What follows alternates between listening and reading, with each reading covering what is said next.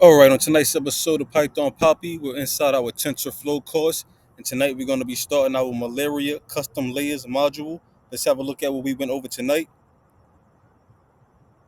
So, just a quick heads up, we did have to import some data over from the previous module. We didn't run anything yet, but I noticed that he was referencing things from the previous module. So I just brought over not over everything, but I brought over the inputs, I brought over the data, and I brought over one of our layers that we already built in that previous model just in case we want to compare the differences between the one we built and one of our previous ones. So that's what we have so far, and then we're gonna do some light note taking.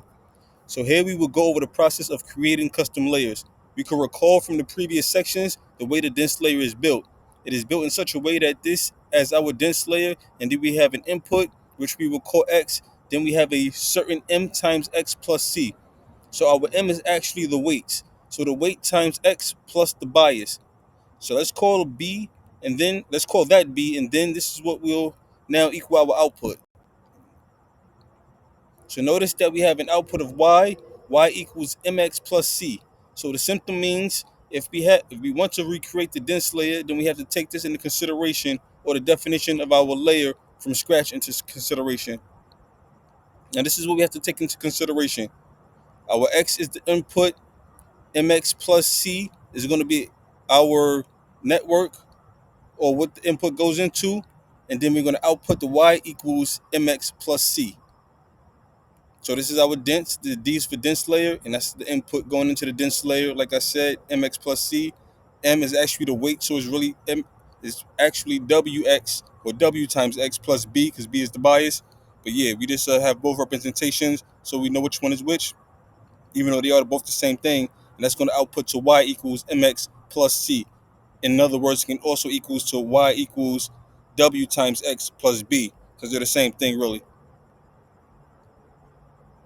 All right, with that said, we could define a neural learn dense. So it's like our custom dense, neural and dense is going to be a class, is going to inherit from layer. And from here, we will define our init method. Then we will have our super function, which takes as parameters the neural learn dense and self.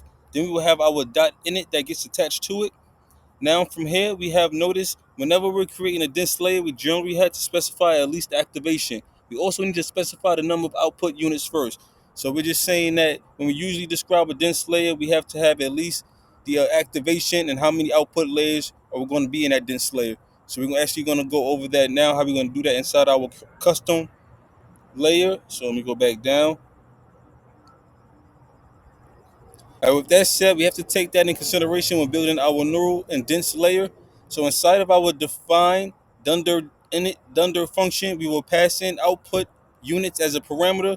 Then we will define self.output units, which are equal to output units. From this point on, we will be building our layer. Sorry about that. So this is what we have so far. We have our class of neural learn dense, a layer that is going to inherit from. We have our defined init self output units.